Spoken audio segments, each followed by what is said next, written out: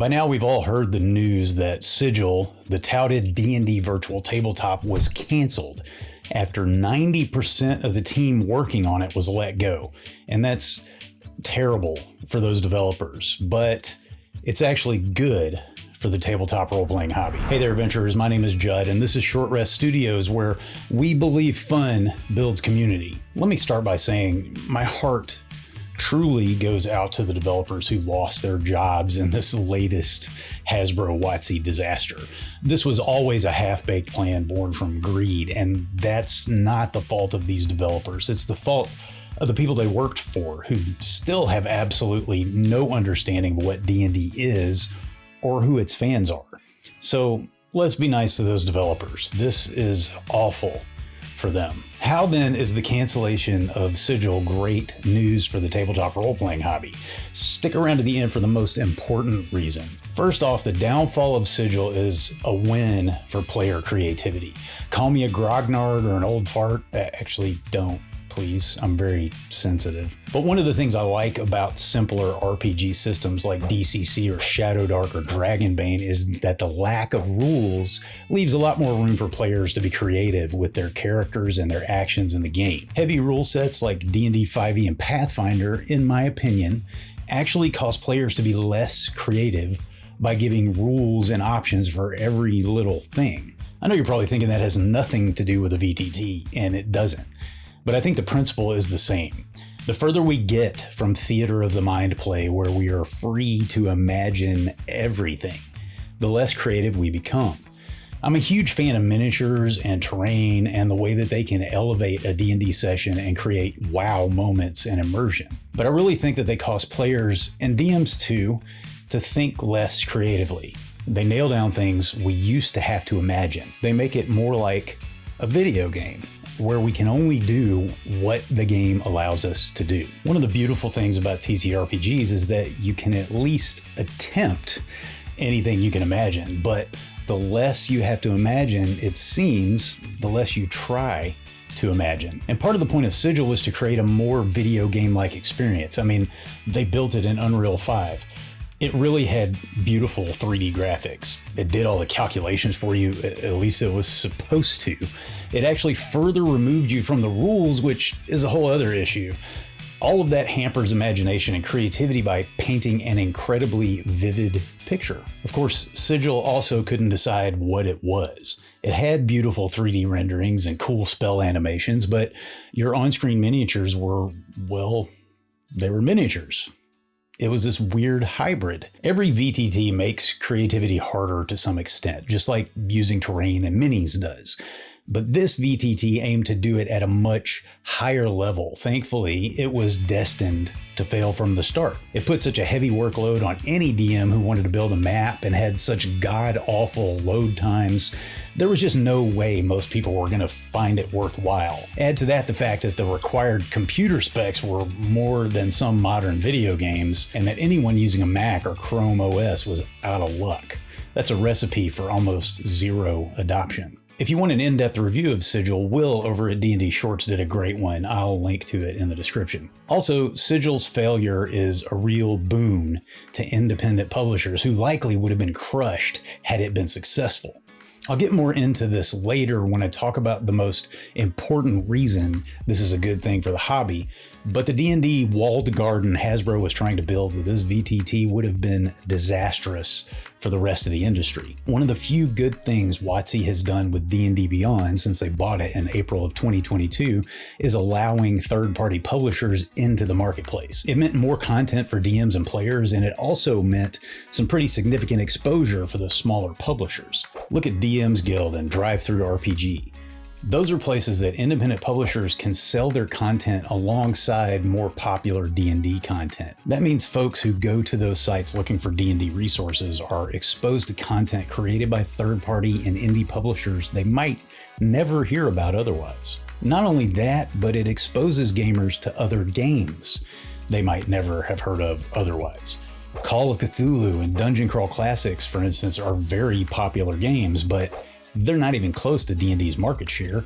Because they have a place next to D&D content on Drive-Thru RPG, these games are exposed to a lot of people who may not have known about them at all. Frankly, there's no doubt that Hasbro WotC's plan was to turn Sigil and D&D Beyond into a completely closed system. At some point, to maximize the brand's earning potential, they would have seen fit, and probably still will at some point, to allow no one else to sell digital D&D content. I think DM's Guild would eventually have been sucked into the Sigil ecosystem, and Drive-Thru RPG would have nearly collapsed. Sales would plummet, indie and third-party publishers would be forced to shut down because their primary exposure, sitting on the digital shelf next to the most popular RPG in the world, would be gone. I said this already. Hasbro will probably go this route at some point in the future.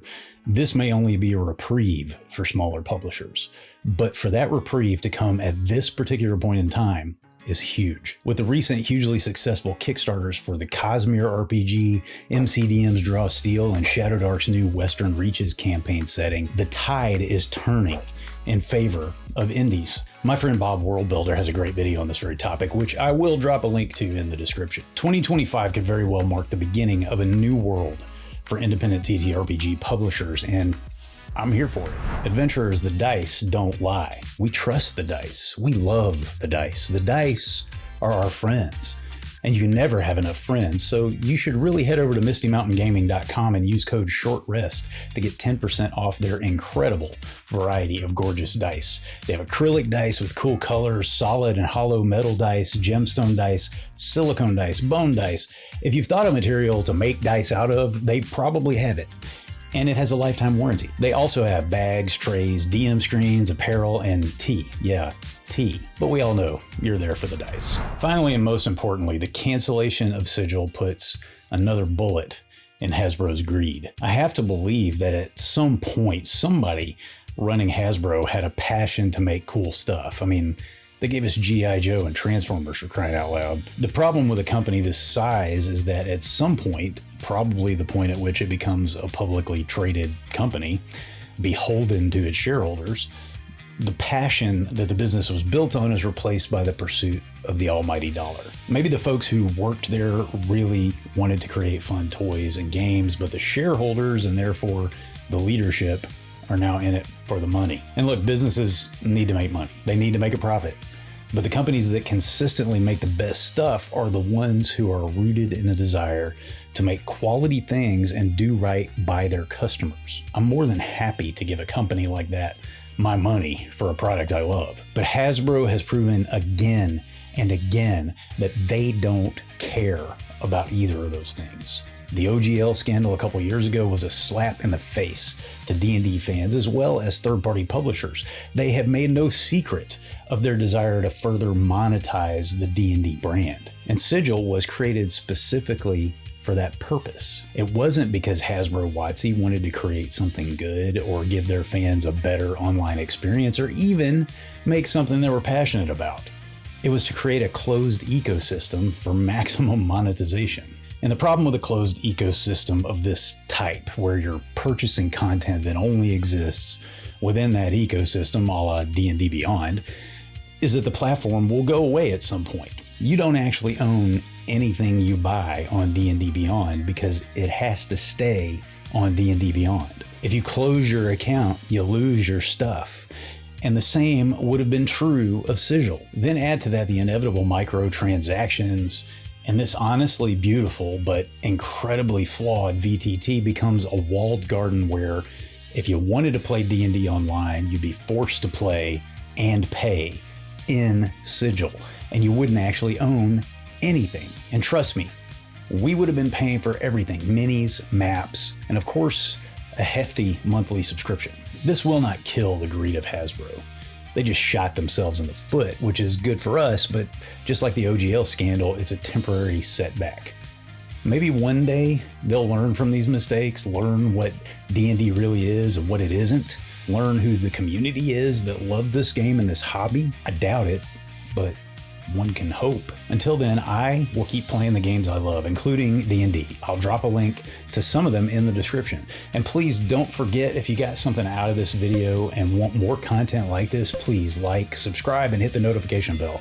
And please consider supporting the channel by checking out the Adventurers Guild on Patreon or clicking the join button under this video. There's something that I think is a real danger to our hobby, and you can find out what it is in this video. I'll see you next time on Short Rest Studios.